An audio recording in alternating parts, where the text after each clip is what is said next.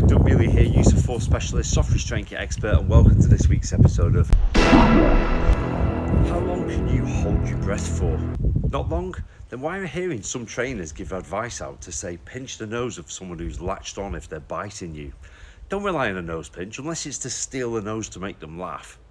Now, in theory, stopping a biter's air supply might make them let go, but in reality it's more likely to make them clamp down harder, and unless you're aiming for a substantial nose like mine, it's a pretty small target. Miss and it's a finger in harm's way, or maybe in their eye, which where it's absolutely necessary and proportionate in self-defense terms is one thing, but if we're talking about button noses and adult hands, it makes me feel very uncomfortable.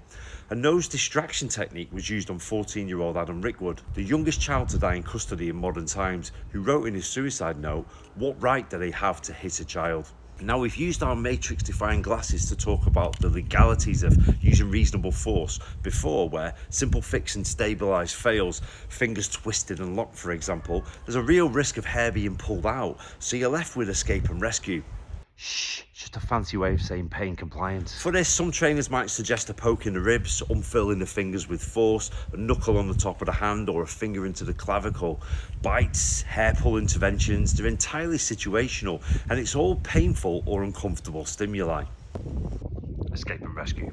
Best practice, avoid getting bitten in the first place. Think about your peripheral vision, be vigilant, and where it's a foreseeable risk, invest in bite pro clothing, as you're not going to need to use escape and rescue to stop someone latching onto fabric. If you're relying on pinching noses and waiting for someone to let go, I wouldn't hold your breath, or theirs.